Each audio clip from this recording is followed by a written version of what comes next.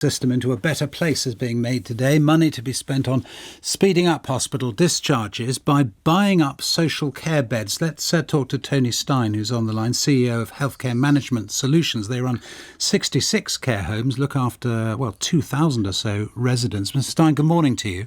Morning, Justin. Just an overall thought, first of all. Is this the right approach? Because the approach is to try to free up places in hospital, isn't it, for people who are genuinely ill and allow some of those who could be looked after outside hospital to be looked after outside hospital. That approach is the right one, isn't it? Well, it's the right one. It's just been executed in the wrong way, as usual.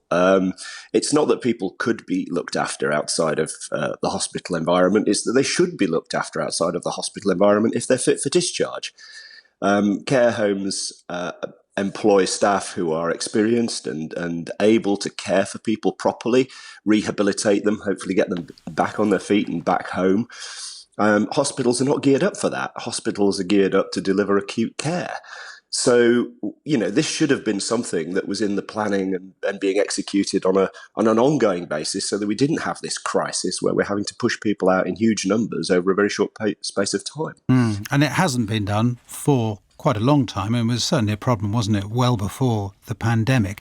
When we're talking about the specifics of this plan, this effort now to buy beds is the way we're reporting it this morning. As you understand it, if it does work, how will it work?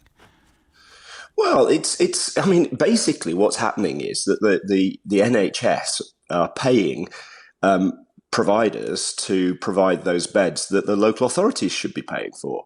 The fact is that local authorities are not funded well enough to enable them to pay for the ongoing transfer of people who are fit for discharge to be moved out of the hospital setting. So what you get is this bed blocking, as we call it, where people languish in hospital beds. They should be being assessed and being moved out, and they're not.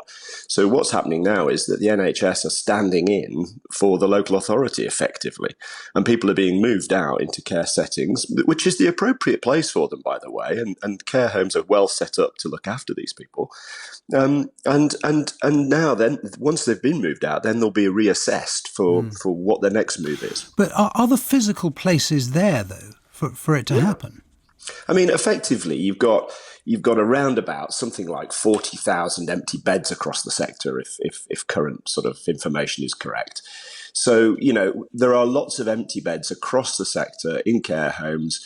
They're operating at probably around 80 to 85% occupancy at the moment.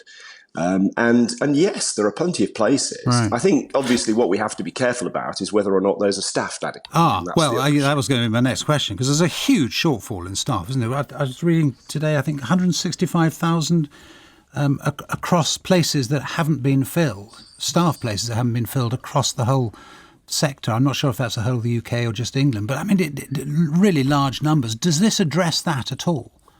Yeah, we need to be very, very careful when we're quoting numbers like this and statistics like this, because there are very few, if any, care homes that I'm aware of that are operating without sufficient staff on. I mean, that's the issue. They may be searching for permanent members of staff and actually staffing those vacancies with some agency, and often the same agency workers who arrive week in, week out. So I think, there may be vacancies in the sector, but, these care homes are going to be staffed up well enough to take the additional people that are being discharged from hospital. You've got to remember as well that this will be 4 or 5 people potentially into each care home. It's not, it's not 300 going into a single setting. OK, well, Tony Stein, thank you. And we'll be talking after 8:30 to Martin Green, the Chief Executive of Care England.